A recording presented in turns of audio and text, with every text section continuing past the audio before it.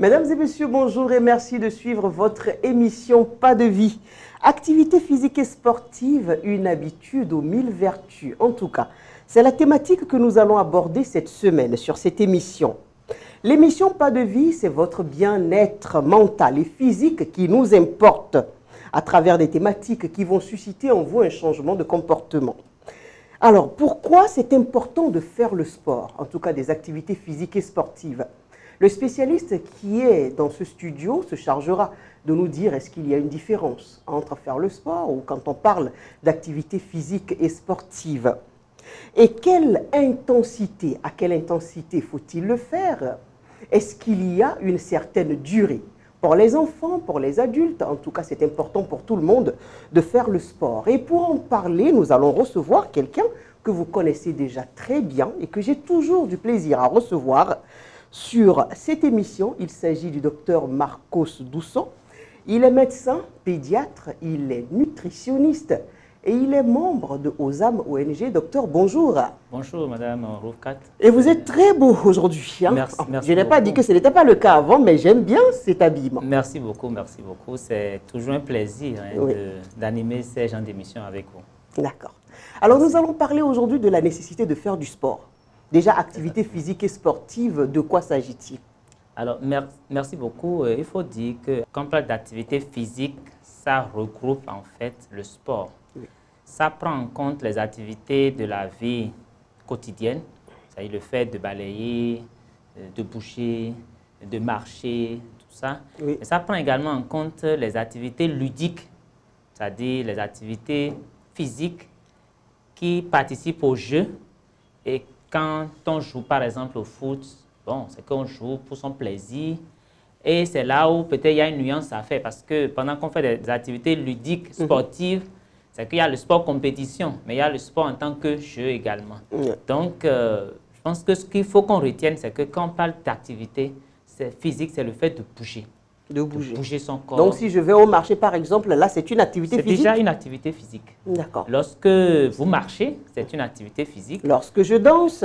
Lorsque vous dansez, c'est également une activité physique. Et puis, vous savez, bon, pour les femmes que j'ai le plaisir de suivre dans le cadre de la lutte contre l'obésité, je leur dis une définition simple. Ce que moi, je vous demande de faire comme activité physique, c'est de bouger vos fesses. Dès que vous bougez vos fesses, vous êtes déjà en activité physique. Pourquoi? Parce que l'activité physique s'oppose un peu à l'inactivité physique. Nous, quand on dit qu'on n'est pas physiquement actif, ça veut dire que dans une journée, vous ne faites pas 20 à 30 minutes de façon continue d'activité physique à modérer. Quand on dit que vous n'êtes pas actif, ça veut dire que vous avez un comportement sédentaire. Vous êtes souvent assis ou couché. Or, si vous bougez vos fesses, vous ne pouvez pas être assis ou couché. Ça veut dire que vous êtes en mouvement. Vous êtes en mouvement. Donc, c'est un moyen très simple pour inciter les mères, les femmes qui ont besoin vraiment d'activité physique. Et pourquoi vous insistez sur les mères, les femmes? Parce que c'est tout le monde qui doit normalement le faire. Vous savez, quand on prend l'activité physique, le sport, tout ça, son importance, à travers son importance, vous allez voir que la femme a besoin de la résistance physique. La femme a besoin d'un bon mental. Vous voyez? Donc, tout à l'heure, quand nous allons aborder certainement l'importance, vous allez vous rendre compte que, bon, on en a tous besoin, mais la femme, de par sa fonction, de par sa fonction de mère, de ménagère, sa profession et tout le reste, a besoin de bouger. Et en plus, vous savez, les mères sont des éducatrices. Donc, à force de bouger, elles donnent l'exemple aux enfants que nous sommes. Puisque nous sommes tous vos enfants. Même nous, les papas, nous sommes vos enfants. Ça, c'est vrai.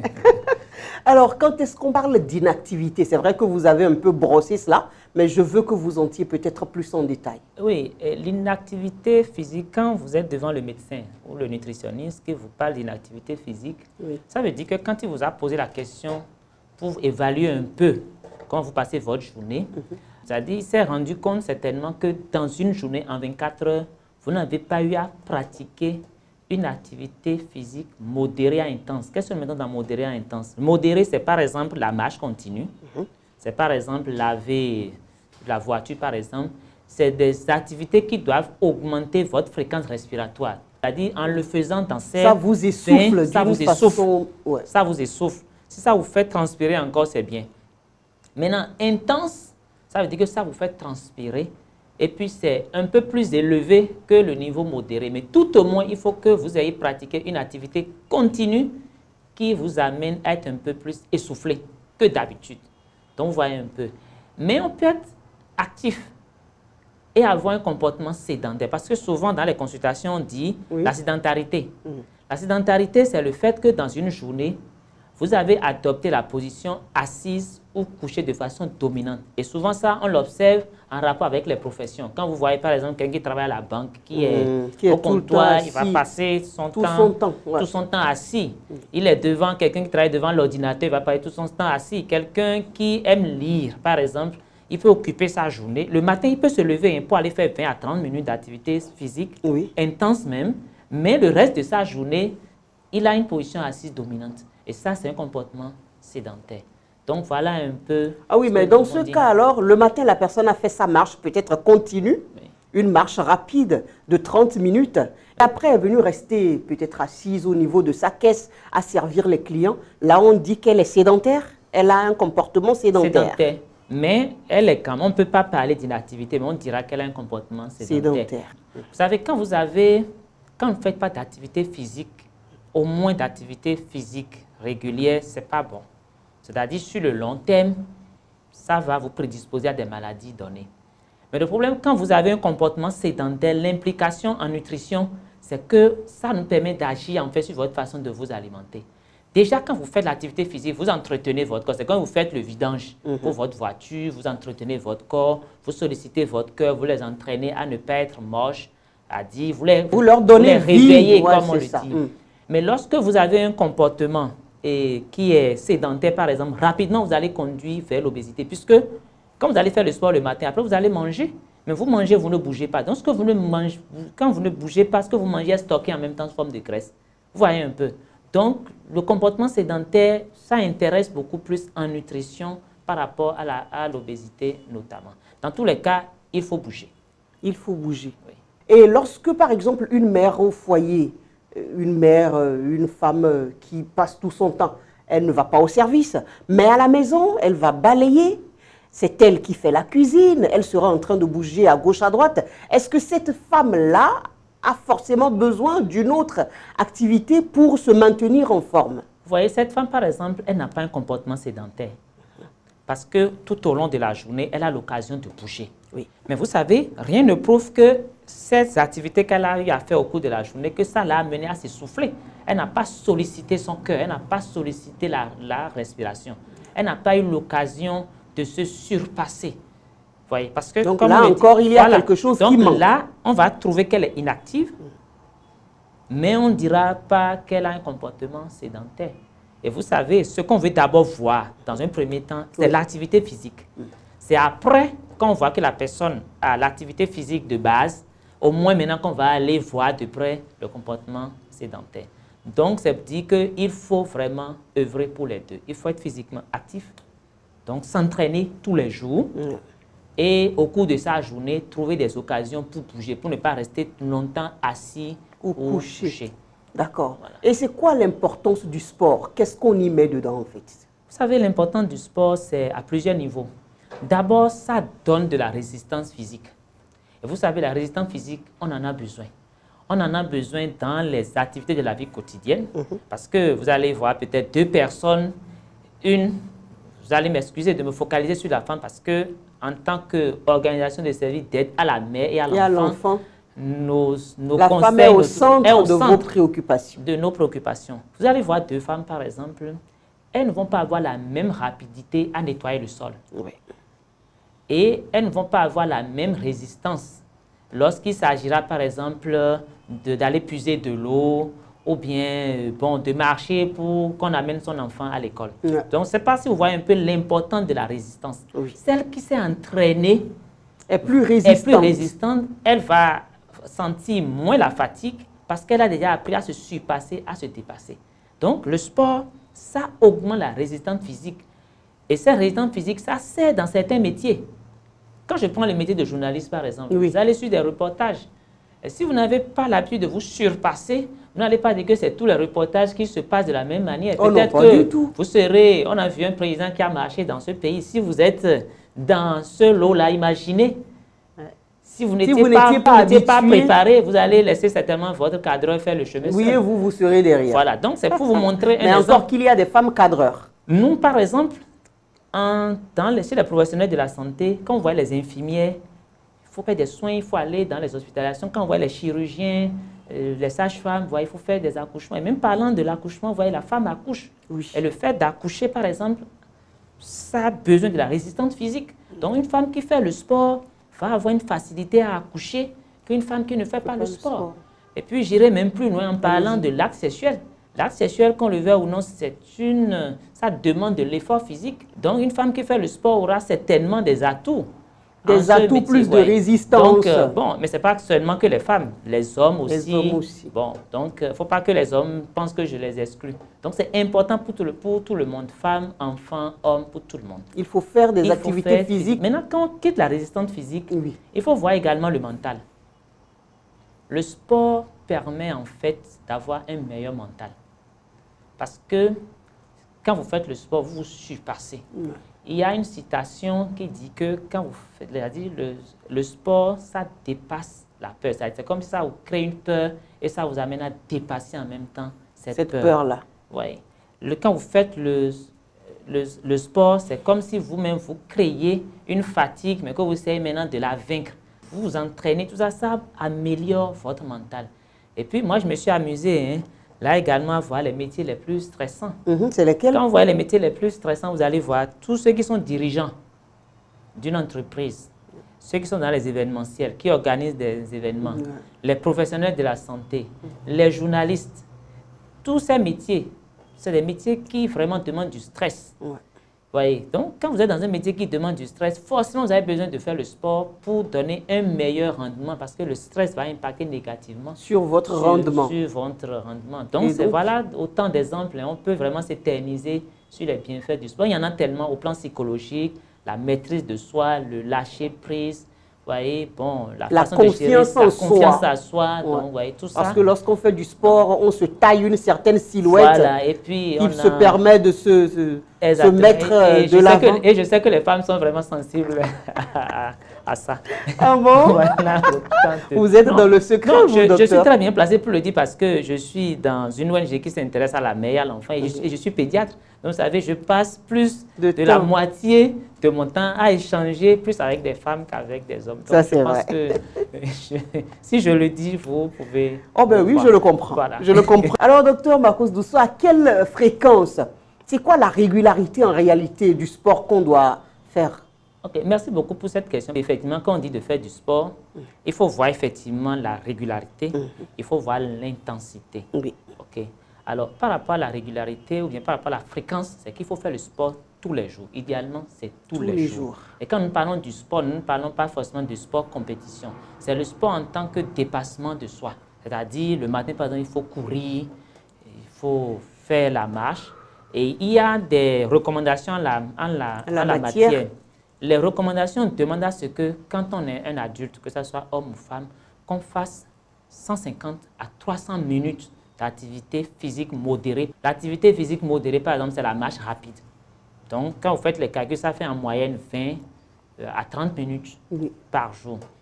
Mais pour quelqu'un qui n'a pas le temps, comme vous et moi, c'est mieux de courir au lieu de faire la marche rapide. Quand il s'agit de faire la marche rapide, le temps est réduit de moitié. Au lieu de faire 150 à 300 minutes par semaine, vous allez faire 75 à 150 minutes. Donc, vous allez faire 15 à 20 minutes de course par jour. Donc, le matin, vous pouvez mettre l'écouteur, vous faites 20 minutes de course. C'est ça, les Blancs appellent le jogging. Ou bien, vous pouvez même rester sur place. Hein. Il y a des liens sur YouTube que vous pouvez suivre, essayer d'imiter, faire quelques exercices sur place. L'essentiel pour vous, c'est de transpirer ou de vous sentir essoufflé et de le faire dans la régularité et d'augmenter vous-même les objectifs. Moi, je peux me permettre de citer mon exemple. Au départ, il m'arrivait par exemple de faire une distance en 30 minutes de course. Parce que je faisais de petits foulées, mais j'allais très très longtemps. Mais aujourd'hui, j'essaie de faire la même distance en 15 minutes. Et c'est ça le sport. Tant que vous ne vous surpassez pas, c'est-à-dire vous n'entraînez pas l'organisme à vraiment, c'est-à-dire à se remodeler pour vous donner ce que vous voulez. Maintenant, au-delà de ça, c'est conseillé également de faire des activités de renforcement musculaire. voyez, des renforcements musculaires, de travailler les bras et autres, parce que ça va vous aider certainement. Et donc là, vous dites qu'il faut aller à la salle de gym, forcément? À la salle de gym, vous pouvez faire des pompes chez vous à la maison, vous pouvez soulever des charges, vous pouvez faire tout ça. Et vous savez, tout à l'heure, j'ai parlé de l'intérêt basique. Mais vous savez, au-delà de tout, quand vous faites le sport, il faut voir que c'est pour le bien-être, c'est pour prévenir les maladies. Ça aussi, c'est quelque chose qu'il ne faut pas perdre de vue. Donc, quand vous voyez ça, vous allez vous surpasser, même s'il faut aller en salle de gym pour votre plaisir, oui, vous allez le faire. Je ne vois pas la difficulté qu'il y aura dedans à le faire. Et j'incite sur les mets, notamment les mets, parce que c'est important pour vous. Ouais, c'est important pour les mamans. C'est sûr qu'elles ont bien entendu. Mais vous savez, aujourd'hui, vous avez dit, c'est important de faire le sport et de savoir qu'on le fait pour notre santé. Oui. C'est la même chose quand on voit quelqu'un qui circule, par exemple, sans casque. On ne voit pas, la personne ne voit pas forcément l'importance de porter un casque. Parce que parfois, vous voyez, on vous dit c'est important, mais tant que vous vous sentez un peu en forme, vous pensez que tout va bien et qu'on peut s'en passer. Bon, ben, on ne faisait pas le sport, nos aïeux ne faisaient pas le sport, il n'y avait pas de salle de gym, mais pourtant, ils vivaient 120 ans peut-être. Et puis, on banalise tout ce qui se dit et on fait face finalement à une maladie. C'est ce que vous dites est très juste. Tout ce qui demande à faire d'efforts, ce n'est pas facile. Parce que comme vous avez plusieurs fois, j'ai sorti le mot, il faut se surpasser. Il faut se surpasser. Ce n'est pas très agréable au départ. Et c'est justement pour ça que beaucoup n'arrivent pas à le faire.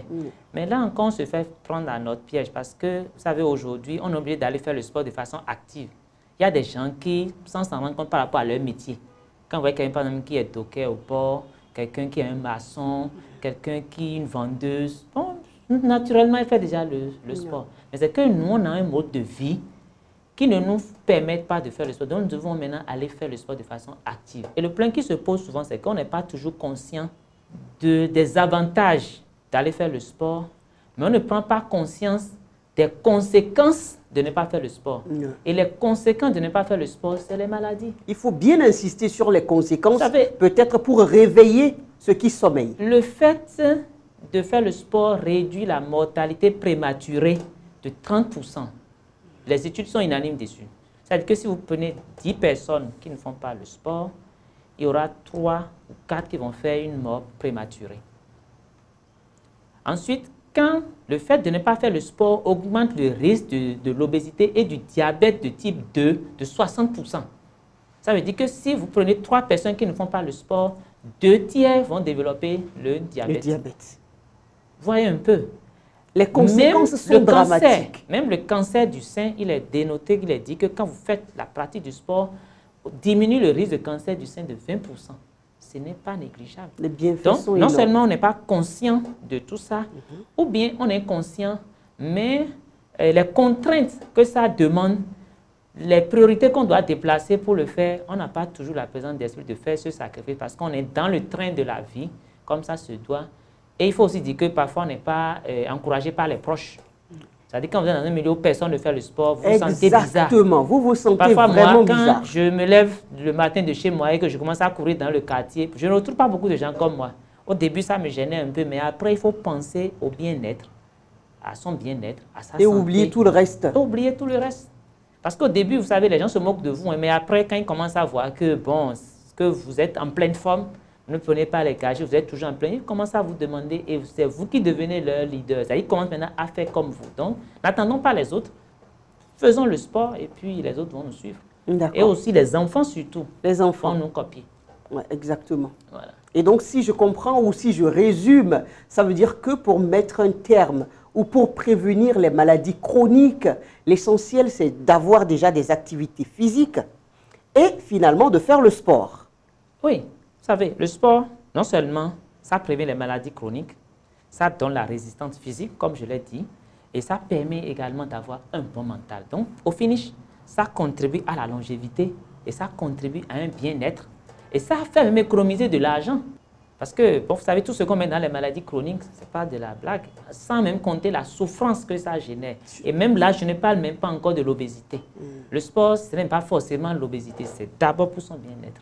Et je ne parle pas de ce que ça va donner comme bénéfice au plan de la productivité. Il y a même des pays, on se demande s'ils ne sont pas développés à cause de leur pratique. Quand on prend les pays comme Japon, Chine et autres, là, ce n'est pas tout ça.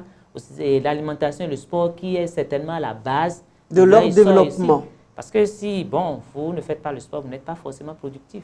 Et vous savez, ceux qui ont besoin de sport et qui ne le font pas, la plupart du temps, c'est les décideurs.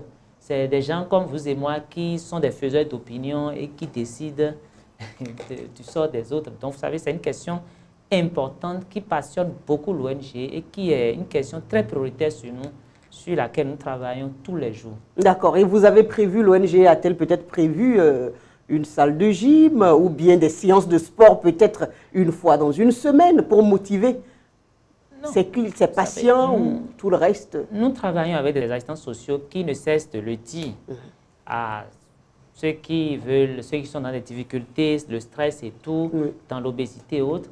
Nous avons plusieurs adresses de salle de gym que nous recommandons aux gens compte tenu de leur lieu géographique. Parce qu'il faut savoir aussi que dans tout ça, il faut faire des propositions, donner des recommandations, mais ne pas stresser les gens. Parce que s'il est au niveau d'Akpakpa et qu'il doit aller dans une salle de gym qui est à Agla, vous voyez. Donc, on essaie de leur dire, oui, vous pouvez faire ça comme ça, mais de façon simple, naturelle. On peut danser. Il ne faut pas se mettre trop de pression. Nous insistons beaucoup sur la danse. Oui, parce que ça, on s'amuse, mais en dépensant de l'énergie. De faire du sport sans s'en rendre compte. Hein? Et puis de garder un côté enfant. Et comment enfant. Ça se fait ça? Il faut danser en faisant du sport. Oui, mettez la musique que vous aimez et dansez en sautant. Dansez, dansez en sautant, dansez de sorte à vous essouffler. Et ce qui est important dans le sport, c'est la régularité. Ce n'est pas de le faire aujourd'hui et de le faire un mois plus tard. C'est de le faire tous les jours. On peut ne pas faire quelques jours là, on sait que c'est l'exception. Mais qu'est-ce qu'on constate? C'est exceptionnellement, on le fait. Et quand on le fait, on porte de beaux habits avec beaucoup de selfies. Et puis voilà, non, c'est pas ça. Il faut le faire au quotidien. Au quotidien. Je vous assure, c'est très important. Merci. Merci. Merci, docteur Marcos Dousso, pour tous ces conseils sur l'importance de faire des activités physiques et sportives. Il y va de notre bien-être mental, physique et tout le reste. C'est très important et surtout pour nous, les mamans, c'est important. C'est ce que j'ai retenu. Merci à vous, mesdames et messieurs, de nous avoir suivis. C'est toujours un plaisir pour moi d'être avec vous et de partager tous ces conseils avec le docteur Marcos Dousso. Merci de nous suivre et à très vite pour un nouveau numéro. D'ici là, prenez soin de vous en faisant du sport. Merci.